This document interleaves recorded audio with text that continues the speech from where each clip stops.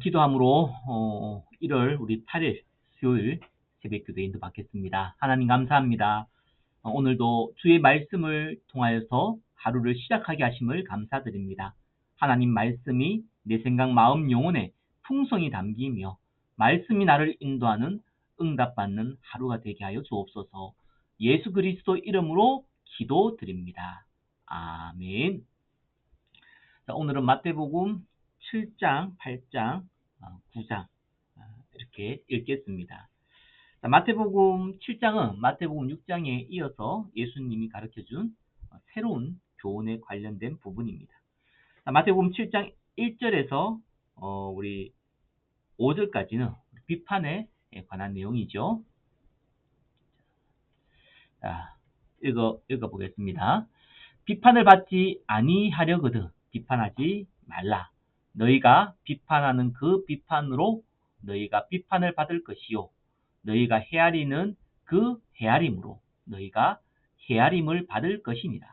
어찌하여 형제의 눈 속에 있는 티는 보고 내 눈 속에 있는 들보는 깨닫지 못하느냐. 보라, 내 눈 속에 들보가 있는데 어찌하여 형제에게 말하기를 나로 내 눈 속에 있는 티를 빼게 하라 하겠느냐. 외식하는 자여 먼저 내 눈 속에서 들보를 빼어라. 그 후에야 밝히 보고 형제의 눈 속에서 티를 빼리라. 자, 마태복음 7장 6절은 거룩한 것을 계획해 주지 말며 너희 진주를 돼지 앞에 던지지 말라. 그들이 그것을 발로 밟고 돌이켜 너희를 찢어 상하게 할까 염려하라. 마태복음 7장 6절은 저와 여러분 잘 알다시피 거룩한 거 복음이죠. 복음을 전달을 할 때에 듣기를 원하지 않는 사람에게는 던지지 말라는 겁니다. 복음을 받을 사람에게 말해라. 어떻게 알 수 있습니까? 복음을 들어보면 압니다. 그죠? 듣기를 원하는 사람에는 계속 전달해주고 듣기 싫은 사람에게는 멈추라는 겁니다. 그것이 전도자의 지혜입니다.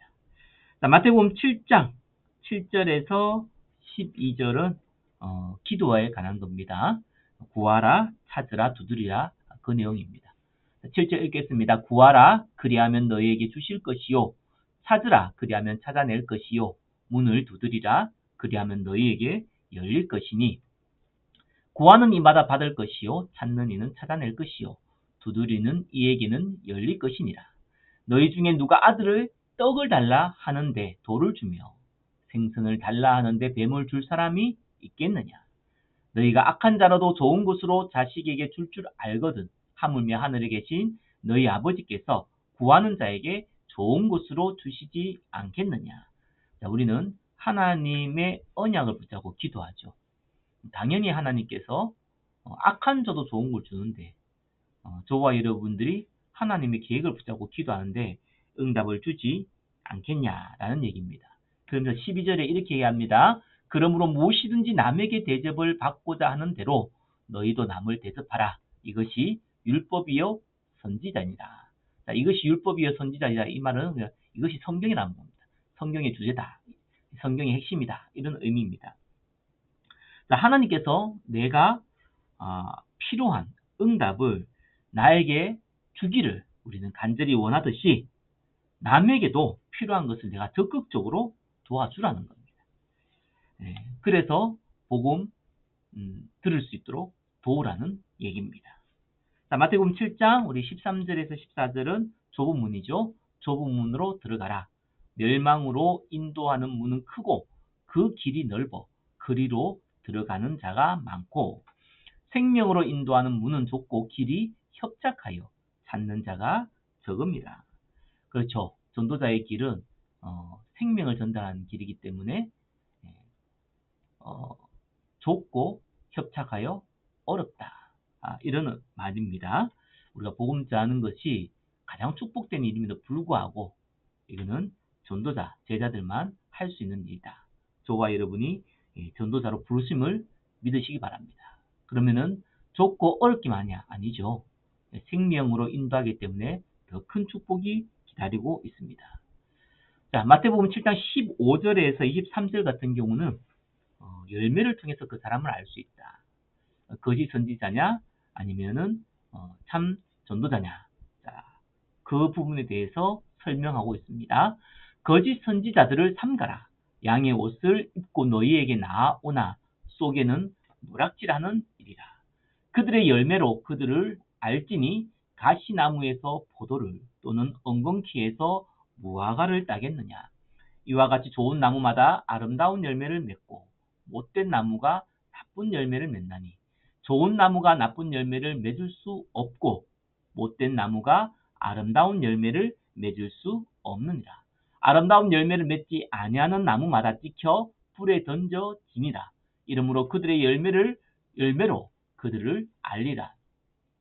나더러 주여 주여 하는 자마다 다 천국에 들어갈 것이 아니요 다만 하늘에 계신 내 아버지의 뜻대로 행하는 자라야 들어갈 것이니라. 그날에 많은 사람이 나더러 이르되 주여 주여 우리가 주의 이름으로 선지자 노릇을 하며 주의 이름으로 귀신을 쫓아내며 주의 이름으로 많은 권능을 행하지 아니하였나이까 하리니 그때 내가 그들에게 밝히 말하되 내가 너희를 도무지 알지 못하니 불법을 행하는 자들아 내게서 떠나가라 하리라. 네, 그렇죠.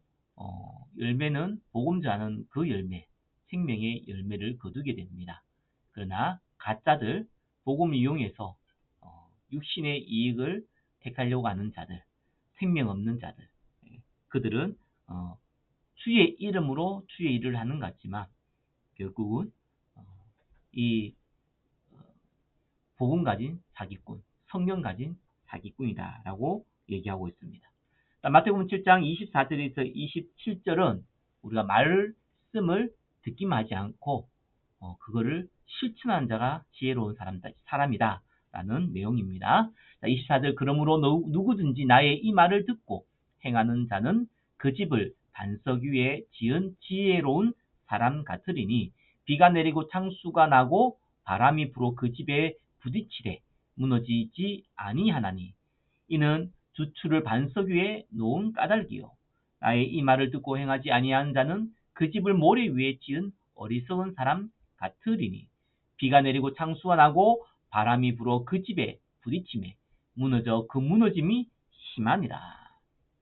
예수께서 이 말씀을 마치심에 무리들이 그의 가르침에 놀라니 이는 그가 가르치시는 것이 권위 있는 자와 같고 그들의 서기관들과 같지 아니함일러라. 예, 말씀을 행하는 자가 지혜로운 사람이다라고 설명하고 있습니다. 자, 마태복음 8장 9장은 치유, 예수님의 치유 사역에 관한 부분입니다. 자, 마태복음 8장 1절에 4절 같은 경우는 나병 환자 치유입니다. 예수께서 산에서 내려오시니 수많은 무리가 따르니라. 한 나병 환자가 나와 절하여 이르되 주여 원하시면 저를 깨끗하게 하실 수 있나이다 하거늘 예수께서 손을 내밀어 그에게 대시며 이르시되 내가 원하노니 깨끗함을 받으라 하시니 즉시 그의 나병이 깨끗하여진지라. 예수께서 이르시되 삼가 아무에게도 이르지 말고 다만 가서 제사장에게 내 몸을 보이고 모세가 명한 예물을 드려 그들에게 입증하라 하시니라. 자, 나병 환자가 예수님께 직접 얘기했죠. 이 예수님이 깨끗게 할 수 있다고 얘기했습니다. 저와 여러분들이 몸에 육신에 또 많은 마음에 또 영적인 질병이 있다면은 이 나병 환자가 예수님이면 치유할 수 있다 라는 믿음을 가졌듯이 저와 여러분에게도 당연한 그 믿음을 가지고 우리가 간구하고 기도해야 되겠습니다. 자, 5절입니다. 5절에서 13절까지는 백부장이 그 하인을 고쳐달라고 예수님께 간구하는 장면입니다. 예수께서 가버나움에 들어가시니 한 백부장이 나와 간구하여 이르되 주여 내 하인이 중풍병으로 집에 누워 몹시 괴로워하나이다. 이르시되 내가 가서 고쳐주리라. 백부장은 이방인이죠. 이방인이 예수님께 내 하인을 고쳐달라고 그만큼 이 백부장이 자기 하인에 대한 이런 애착이 강하다는 걸 볼 수 있습니다. 그래서 예수님 직접 내가 가서 고쳐주겠다 했습니다. 8절에 백부장이 대답하여 이르되 주여 내 집에 들어오심을 나는 감당하지 못하겠사오니 다만 말씀으로만 하옵소서. 그러면 내 하인이 낫겠나이다. 나도 남의 수하에 있는 사람이요 내 아래에도 군사가 있으니 이더러 가라 하면 가고 저더러 오라 하면 오고 내 종도로 이것을 하라 하면 하나이다. 자, 이 백부장이 예수님이 직접 간다고 하니까 말렸죠. 왜냐하면은 감당 못하겠다. 예수님 같은 분이 왜 우리 집에 직접 올 필요 없으시다. 예수님이 말씀으로만도 내 하인을 고칠 수 있다. 자, 나병 환자도 그렇고 백부장도 그렇고 예수님이 할 수 있는데 이 나병 환자보다 더 믿음이 좋죠. 말씀으로만 할 수 있다. 자, 이런 믿음을 갖고 오셨습니다. 그래서 10절에 보니까 예수께서 들으시고 놀랍게 여겨 따르는 자들에게 이르시되 내가 진실로 너희에게 이르노니 이스라엘 중 아무에게도 이만한 믿음을 보지 못하였노라. 또 너희에게 이르노니 동서로부터 많은 사람이 이르러 아브라함과 이삭과 야곱과 함께 천국에 앉으려니와 그 나라에 본 자손들은 바깥 어두운 데 쫓겨나 거기서 울며 이를 갈게 되리라. 예수께서 백부장에게 이르시되 가라 내 믿은 대로 될지어다 하시니 그 즉시 하인이 나으니라. 자, 이방인 백부장이 이스라엘 어떤 사람보다 믿음이 있음을 말씀했습니다. 저와 여러분들이 하나님 말씀이면 또 그리스도면 당연히 하실 수 있는 겁니다. 하나님의 계획이면 무조건 되는 겁니다. 저와 여러분들이 이만한 믿음의 축복을 달라고 기도하시길 바랍니다. 자, 8장 14절에서 15절까지는 베드로의 장모를 고치는 내용입니다. 예수께서 베드로의 집에 들어가서 그의 장모가 열병으로 앓아 누운 것을 보시고 그의 손을 만지시니 열병이 떠나가고 여인이 일어나서 예수께 수종들더라. 예수님이 사실은 이 제자의 장모의 집에 가서 바로 고치시는 장면도 나옵니다. 자, 그러면서 16절에부터 우리 17절은 귀신 들린 자를 고치는 내용이죠. 저물매 사람들이 귀신 들린 자를 많이 데리고 예수께 오거늘 예수께서 말씀으로 귀신들을 쫓아내시고 병든 자들을 다 고치시니 이는 선지자 이사야를 통하여 하신 말씀에 우리의 연약한 것을 친히 담당하시고 병을 짊어지셨도다 함을 이루려 하심이더라. 예수께서 17절까지 예수께서 우리 병든 자를 고치시고 특별히 귀신 들린 자를 고치는 그리스도임을 강조하였습니다. 자, 마태복음 8장 18절에서 우리 20절까지는 인자가 머리 둘 곳이 없다라는 내용이 나옵니다.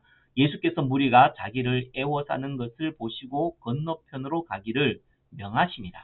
한 서기관이 나와 예수께 아뢰되 선생님이여 어디로 가시든지 저는 따르리이다. 자, 서기관이 예수님께 선생님이요 그랬습니다. 물론 예수님이 그리스도인 것을 아직까지 인정하진 않았죠. 그러나 저는 따르겠다. 이 말은 진실되게 난 예수님의 제자가 되고 싶습니다. 라는 얘기입니다. 이때 예수님이 이렇게 했습니다. 예수께서 이르시되 여우도 굴이 있고 공중의 새도 거처가 있으되 인자는 머리 둘 곳이 없다 하시더라. 무슨 말입니까? 예수님을 따라오려면은 이만한 각오를 해야 된다. 예수님 가면은 모든 것이 혜택이 주어지고 휜적인 축복이 따라온다. 이전에 사실상 치러야 될 분명한 대가가 있다라는 것을 얘기를 하고 있습니다. 자, 또 21절, 22절 같은 경우는 나를 따르라라는 얘기입니다. 제자 중에 또 한 사람이 이르되 주여 내가 먼저 가서 내 아버지를 장사하게 허락하옵소서. 예수께서 이르시되 죽은 자들이 그들의 죽은 자들을 장사하게 하고 너는 따르라 하시니라. 또 예수님이 이 아버지가 죽었는데 그 장사하고 예수님을 따른다 그러니까 예수님이 너무 인정 없이 죽은 자들 장사하게라. 영적으로 죽은 자들이죠. 그들에게 맡기고 너는 나를 따르라. 너무 인정이 없지 않냐라고 얘기할 수 있습니다. 그 말은 예수님께서 이 사람에 대한 그들이 당연히 부모나 가족이 죽으면 장례를 치는 게 너무 상식적인 건데 그거를 막는 내용이 아니죠. 이 하나님 나라의 일을 우선으로 생각하는 것이 더 중요하다라는 것을 강조하는 말씀으로 봐야 합니다. 자, 23절에서 27절은 바람과 바다를 잔잔하게 하는 예수님의 능력이 나타납니다. 배에 오르심에 제자들이 따랐더니 바다에 큰 놀이 일어나 배가 물결에 덮이게 되었더니 예수께서 주무시는지라. 그 제자들이 나와 깨우며 이르되 주여 구원하소서 우리가 죽겠나이다. 예수께서 이르시되 어찌하여 무서워하느냐 믿음이 작은 자들아 하시고 곧 일어나사 바람과 바다를 꾸짖으시니 아주 잔잔하게 되거늘 그 사람들이 놀랍게 여겨 이르되 이가 어떤 사람이기에 바람과 바다도 순종하는가 하더라. 또 예수께서 27절까지죠. 예수님께서 바람과 바다를 잔잔하게 할 만한 그만한 창조주 하나님이라는 것을 확인시켜주는 장면입니다. 자, 마태복음 8장 28절에서 34절까지는 군대 귀신 들린 자가 나오죠. 또 예수께서 건너편 가다가 지방에 가심에 귀신 들린 자들이 무덤 사이에서 나와 예수를 만나니 그들은 몹시 사나워 아무도 그 길로 지나갈 수 없을 지경이더라. 이에 그들이 소리 질러 이르되 하나님의 아들이여 우리가 당신과 무슨 상관이 있나이까? 때가 이르기 전에 우리를 괴롭게 하려고 여기 오셨나이까? 하더니 마침 멀리서 많은 돼지떼가 먹고 있는지라. 귀신들이 예수께 간과하여 이르되 만일 우리를 쫓아내시려면 돼지떼에 들여 보내주소서 하니 그들에게 가라 하시니 그 귀신들이 나와서 돼지에게로 들어갔는지라. 온 떼가 비탈로 내리달아 바다에 들어가서 물에서 몰살하거늘 치던 자들이 달아나 시내에 들어가 이 모든 일과 귀신 들린 자들의 일을 구하니 온 시내가 예수를 만나려고 나가서 보고 그 지방에서 떠나시기를 간구하더라. 자, 귀신 들린 자를, 특별히 군대 귀신 들린 자를 예수님이 고쳤잖아요. 근데 귀신 들린 자들이 이 돼지떼에 들어가려고 했어요. 예수님이 허락했습니다. 그 돼지들이 다 이제 몰살을 하니까 이제 재산 피해를 받은 것이요. 그래서 예수님께 와서 사실 따지려고 그러다가 예수님의 그 권위와 권능을 보고 그냥 떠나가기를 간구하는 장면입니다. 어마어마한 영적인 그 일을 보고 예수님이 우리를 구원하려고 하는 구원자구나 라고 생각하는 것이 상식인데 육신의 눈이 멀면은 이렇게 자기한테 손해되냐 안 되냐를 따지고 오히려 복음을 배척하고 증거를 보고도 그것도 유대인들이 증거를 보고도 예수님을 배척하는 그러한 내용을 담고 있습니다. 자, 마태복음 9장 또 동일하게 치유 사역과 관련된 것이죠. 9장 1절에서 8절 같은 경우는 중풍병자를 치유한 장면입니다. 예수께서 배에 오르사 건너가 본 동네에 이르니 침상에 누운 중풍병자들이 사람들이 데리고 오거늘 예수께서 그들의 믿음을 보시고 중풍병자여 이르시되 작은 자야 안심하라 내 제사함을 받았느니라. 어떤 서기관들이 속으로 이르되 이 사람이 신성을 모독하도다. 예수께서 그 생각을 아시고 이르시되 너희가 어찌하여 마음에 악한 생각을 하느냐. 내 제사함을 받았느니라 하는 말과 일어나 걸어가라 하는 말 중에 어느 것이 쉽겠느냐. 자, 중풍병자가 지금 이렇게 사람들이 데리고 왔는데 예수님께서 제사함을 받았다고 얘기한 겁니다. 제사함은 당연히 그 죄를 사하는 건세는 하나님만이 할 수 있는 일인데 서기관들이 봤을 때 예수가 감히 신성모독을 한다라고 얘기한 거예요. 자, 이때 예수님이 이렇게 얘기한 겁니다. 제사함을 받았다 이 말과 일어나 걸어가라 어느 것이 쉽냐 이렇게 물었습니다. 5절이죠. 당연히 어느 것이 쉽습니까? 제사함을 받았는데 이 말이 쉽습니다. 왜? 말밖에 없잖아요. 제사함을 받았는지 안 받았는지 확인이 안 되잖아요. 근데 일어나 걸어가라는 것은 실제로 고치는 거잖아요. 어렵잖아요. 이거는 진짜 하나님 능력이 아니면 불가능하잖아요. 근데 6절에 보니까 그러나 인자가 세상에서 죄를 사는 권능이 있는 줄을 너희로 알게 하려 하노라 하시고 중풍병자에게 말씀하시되 일어나 내 침상을 가지고 집으로 가라 하시니 그가 일어나 집으로 돌아가거늘 무리가 보고 두려워하여 이런 권능을 사람에게 주신 하나님께 영광을 돌리니라. 자, 예수님께서 실제로 중풍병자를 고쳐버렸잖아요. 그죠? 어려운 일을 했단 말이에요. 그만 말로만 하면은 쉬워 보이는 내 제사함을 받았다라는 말도 실제로 맞는 말이다라는 걸 이들에게 알려준 것이죠. 자, 근데 이들은 사람에게 주신 하나님께 영광을 돌린다. 뭘요? 권능을. 여전히 예수님을 하나님으로 인정하지 않고 있는 장면이기도 합니다. 자, 마태복음 9장 우리 9절에서 13절은 세리 마태를 부른 장면입니다. 예수께서 그곳을 떠나 지나가시다가 마태라 하는 사람이 세관에 앉아 있는 것을 보시고 이르시되 나를 따르라 하시니 일어나 따르니라. 예수께서 마태의 집에서 앉아 음식을 잡수실 때에 많은 세리와 죄인들이 와서 예수와 그의 제자들과 함께 앉았더니 바리새인들이 보고 그의 제자들에게 이르되 어찌하여 너희 선생은 세리와 죄인들과 함께 잡수시느냐. 예수께서 들으시고 이르시되 건강한 자에게는 의사가 쓸데없고 병든 자에게라 쓸데있느니라. 너희가 가서 내가 긍휼을 원하고 제사를 원하지 아니하노라 하신 뜻이 무엇인지 배우라. 나는 의인을 부르러 온 것이 아니요 죄인을 부르러 왔노라 하시니라. 자, 예수님이 오신 것은 죄인을 부르러 오셨다. 바리새인들과 이 서기관들 자기들은 의인이라고 생각을 한 것이죠. 그래서 예수님이 스스로 죄인이라고 생각하는 이런 세리들 또 연약한 자들과 같이 어울림으로 말미암아 모두가 죄인임을 알려주고 또 내가 예수님께서 죄인을 부르러 또 그들에게 제사함을 주려고 오신 분이다라는 것을 강조하는 내용입니다.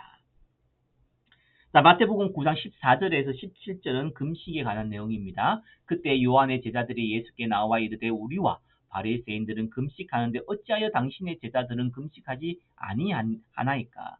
요한의 제자들이 세례요한이죠. 세례요한의 제자들이 와서 예수님께 따지는 장면입니다. 그때 당시에 유대인들 특별히 이 바리새인들 또 요한의 제자들은 지금 세례요한이 감옥에 갇혀 있는 상황이에요. 그러니까 더더욱 갈급하죠. 그래서 평상시 금식을 많이 했는데 특별히 지금 세례요한이 감옥에 갇혔는데 예수님 세례요한 통해서 세례를 받았잖아요. 근데 어떻게 예수님은 그렇게 편하게 제자들과 움직일 수 있냐. 우리 스승 세례요한은 지금 감옥에 있는데 라는 사실은 조금 예수님께 따지는 질문입니다. 이렇게 얘기했습니다. 예수께서 그들에게 이르시되 혼인 집 손님들이 신랑과 함께 있을 동안에 슬퍼할 수 있느냐. 그러나 신랑을 빼앗길 날이 이르리니 그때는 금식할 것이니라. 자, 예수님은 지금 주인공이라는 거죠. 그래서 예수님이 십자가에 죽으실 때 그때는 금식할 거다. 예수님은 지금 주인공이다. 세례요한이 주인공이 아니다. 라는 정민 얘기입니다. 자, 생배 조각을 낡은 옷에 붙이는 자가 없나니 생배 조각이라는 것은 한 번도 물 세탁을 하지 않은 조각을 얘기합니다. 이는 기운 것이 그 옷을 당기어 헤어짐이 더하게 됩니다. 이 생배 조각을 한 번도 물 빨래를 안 한 이 조각을 낡은 옷에 붙이면은 그때 빨래를 하게 되면 이 생배 조각이 줄어들게 됩니다. 그래서 옷이 더 찢어지게 되죠. 그 말입니다. 17절에 새 포도주를 낡은 가죽 포도에 넣지 아니하나니 새 포도주는 발효가 되기 때문에 넣었을 때에 이 부피가 늘어납니다. 그래서 가죽도 같이 늘어나는 그 가죽에 넣어야 돼요. 그것이 새 가죽이죠. 이미 낡은 가죽은 늘어날 때는 늘어났기 때문에 더 이상 늘어나지 않습니다. 그래서 그렇게 하면 부대가 터져 포도주도 쏟고 부대도 버리게 됩니다. 당연하죠. 발효가 돼서 부피가 커지고 이 가죽은 늘어나지 않기 때문에 터져버리는 것이죠. 새 포도주는 새 부대에 넣어야 둘이 다 보존되느니라. 예수께서 이 말씀을 17절까지 이 금식에 대한 논쟁을 하면서 예수님은 새 포도주다라는 것을 얘기하고 계십니다. 18절에 보니까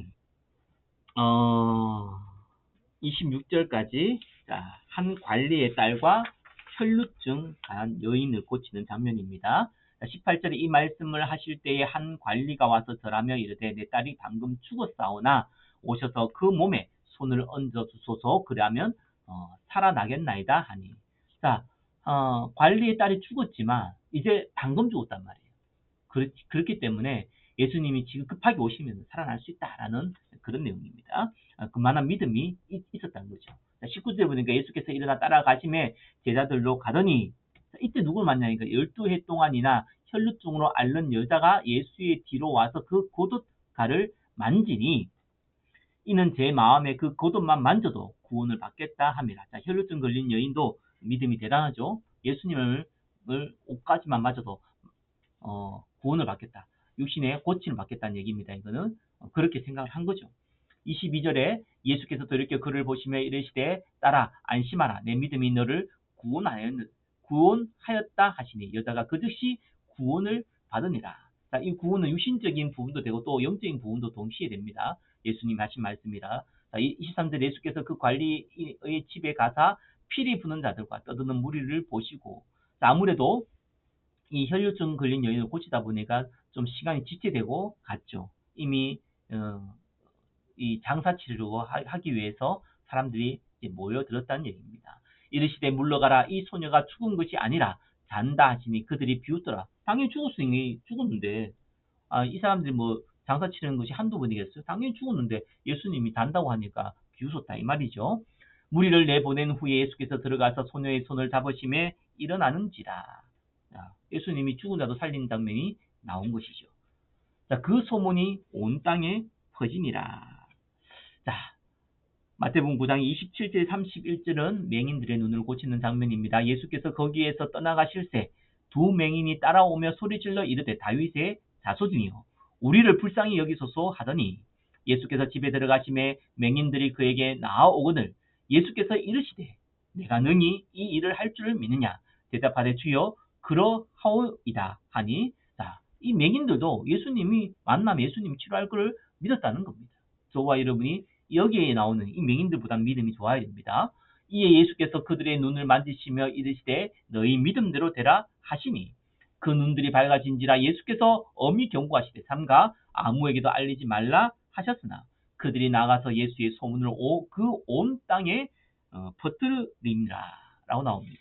자, 이렇게 맹인들의 그 믿음도 우리는 확인하게 되고 또 예수님의 능력도 확인하게 됩니다.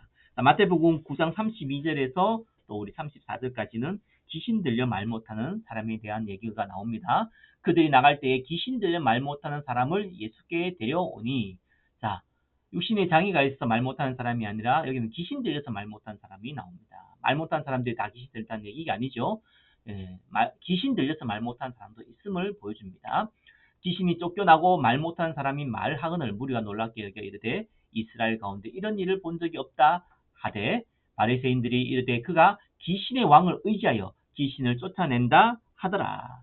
자, 이렇게 하나님의 능력을 보고도 불신자들, 특별히 이 예수님이 이 영광 받았고 예수님이 인기 얻는 것을 싫어한 정치인 바리새인들이 이렇게 말도 안 되는 내용을 가지고 비난한 장면입니다. 자, 이러면서 마태복음 9장 35절에 38절, 마태복음 8장 9장은 치유에 대한 내용인데 그 치유에 대한 결론이 이렇게 나옵니다.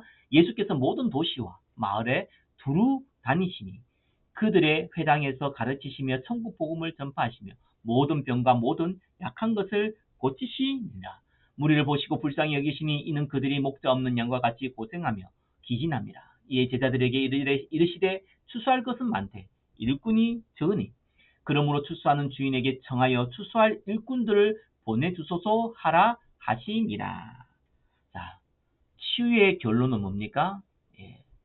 일꾼들입니다. 왜요?